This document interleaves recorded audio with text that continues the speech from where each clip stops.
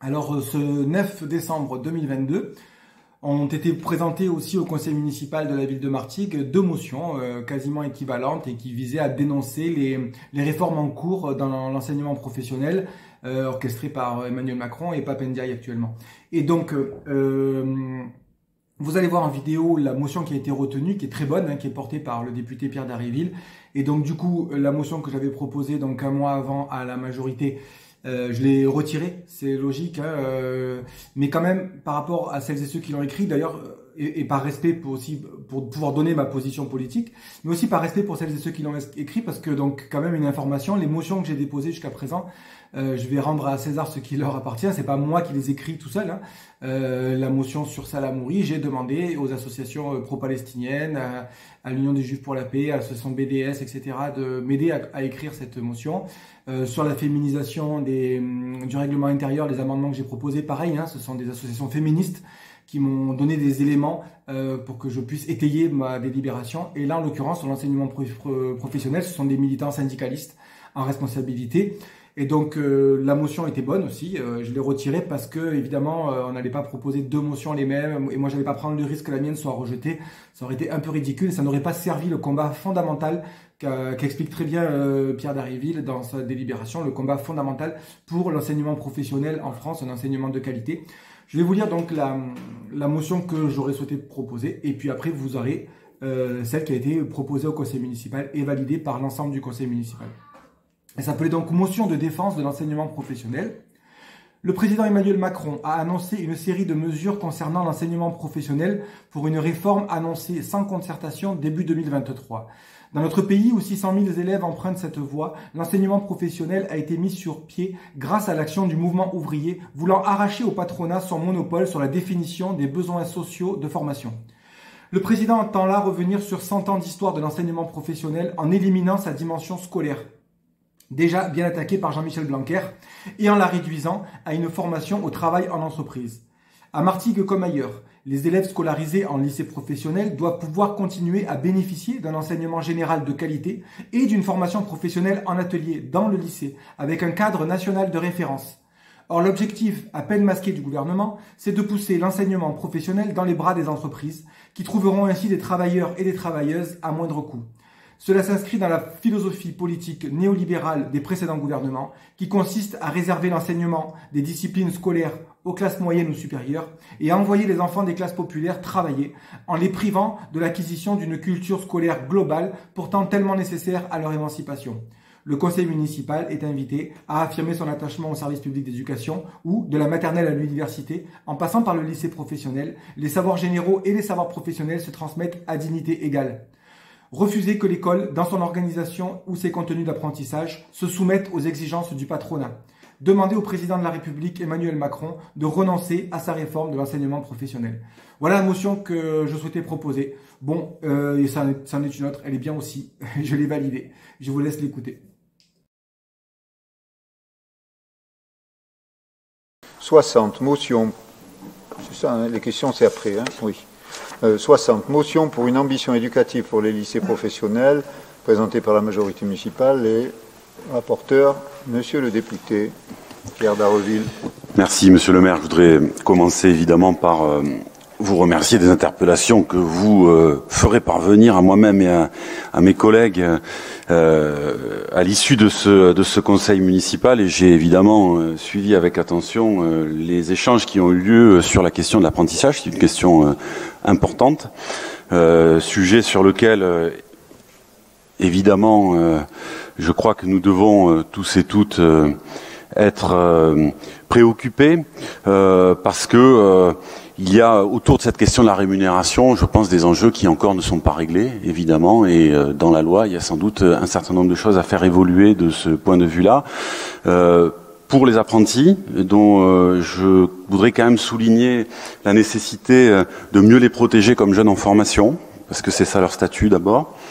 Et puis peut-être plus généralement pour toute une partie de notre jeunesse qui aujourd'hui est en difficulté, avec notamment l'inflation, mais elle l'était déjà auparavant, avec des jeunes qui pour faire leurs études sont obligés de travailler à côté, avec y compris des questions de rémunération qui peuvent se poser pour les lycées professionnels dont nous allons parler dans quelques instants. Et je voulais souligner qu'un certain nombre d'aides ont été décidées et ont été versées, en tout cas ces dernières années, pour que les employeurs puissent prendre plus d'apprentis, des aides qui se montent entre 5 000 et 8 000 euros par an, en tout cas au moins jusqu'à la fin de l'année. Je vais me contenter peut-être, Monsieur le maire, de lire la motion qui explique l'essentiel de ce que je pourrais dire par ailleurs, en soulignant simplement qu'elle veut donner de l'écho à une préoccupation qui mérite d'en avoir dans le débat public et dans l'actualité. Donc le ministre de l'Éducation nationale et de la jeunesse, Pape Ndiaye, et la ministre déléguée à l'enseignement et à la formation professionnelle, Carole Grandjean, ont annoncé leur volonté de mener à bien une réforme des lycées professionnels en vue de l'appliquer dès la rentrée de 2023. À cet effet, des groupes de travail ont été installés à compter du 21 octobre dernier. Les grands axes de la réforme inquiètent. Ils pourraient provoquer un nouveau renoncement éducatif pour les lycées professionnels, alors que les précédentes réformes ont déjà installé leur affaiblissement. Pourtant, leur taux de réussite au diplôme demeure élevé et ils permettent la poursuite d'études. Par cette motion, nous tenons donc à manifester notre inquiétude et notre attachement à la voie professionnelle qui concerne 28% des lycéennes et des lycéens, bien souvent issus des milieux populaires. Les élèves des lycées professionnels ont droit à un enseignement général et professionnel de qualité au service de leur pleine émancipation dans la vie et au travail. La volonté d'en faire d'abord des outils de réponse aux besoins économiques immédiats est porteuse de danger. Le lycée professionnel dispense des enseignements généraux qui sont précieux pour être libre, pour exercer sa citoyenneté, pour s'accomplir en tant que personne humaine. Le lycée professionnel doit non pas former à la tâche ou au poste de travail, mais former à des métiers et délivrer des formations qualifiantes permettant aux jeunes d'être acteurs et actrices au travail, d'y être reconnus et de s'y épanouir.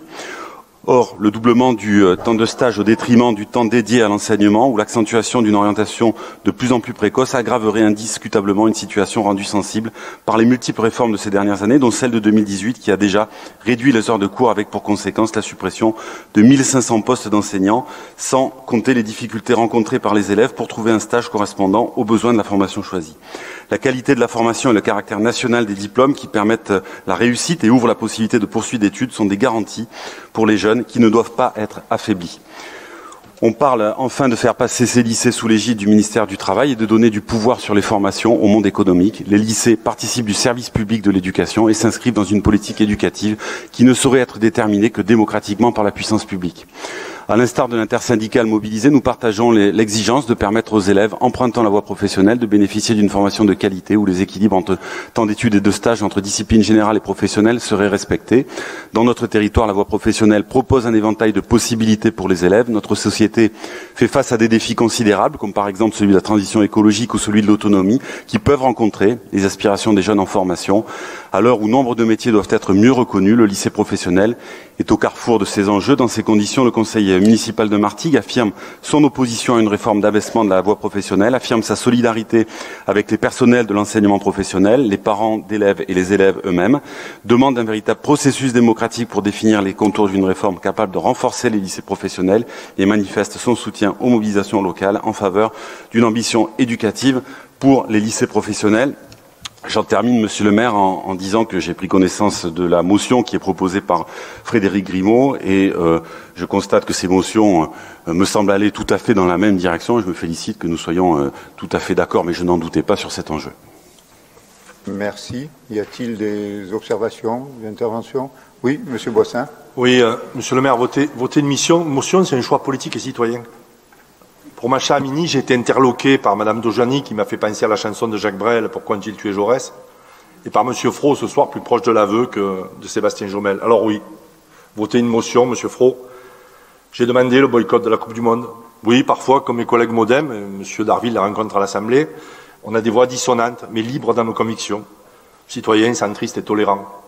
Alors ce soir, je voterai oui pour vos deux motions qui se rapprochent. Et je vous en remercie. D'autres interventions? Non, je mets aux voix. Y a-t-il des votes contre, des abstentions? Elle est adoptée. Est-ce que vous voulez maintenir la motion, Monsieur Grimaud, Frédéric, est-ce que tu veux la maintenir? Ou est-ce que franchement, on considère qu'elle est... je me pose la question depuis que le conseil a commencé, que j'ai vu que c'était effectivement des motions qui se rejoignent. Franchement, je pense que ça en vaut pas le coup, parce que il y en a une, et je pense que c'est plus important, voilà, ce sera plus fort. Mais quand même, je me dis que la motion, moi, j'ai essayé de travailler avec vous. Hein, je vous l'ai envoyé le 10 novembre. Ça fait un mois, donc je pense qu'on peut arriver à d'autres relations. Je salue vos efforts quand même pour essayer que j'ai pas la main, que je puisse pas proposer d'amendement et tout. C'est bravo, mais quand même à un moment donné, disons-nous que c'est pas seulement ne pas me répondre, machin, ou pas, c'est pas seulement méprisant envers moi, c'est juste compliqué sur le plan démocratique. On mérite autre chose, je pense. En tout cas, je préfère vous rassurer toute la majorité. Je sais que c'est vous qui avez la plus grosse représentation dans cet hémicycle, et donc il n'y a pas de souci avec ça. Mais ne confondez pas l'exercice du pouvoir et l'exercice de la démocratie, c'est deux choses différentes. Voilà. Mais donc je retire ma motion. C'est bien beau, c'est gentil, tous les mots que tu prononces, mais tu fais un procès en antidémocratie ici. Tu peux pas nous le faire. Ça va. Pas ici à nous. Ok. Bon, on l'a adopté, très bien, on l'a retiré.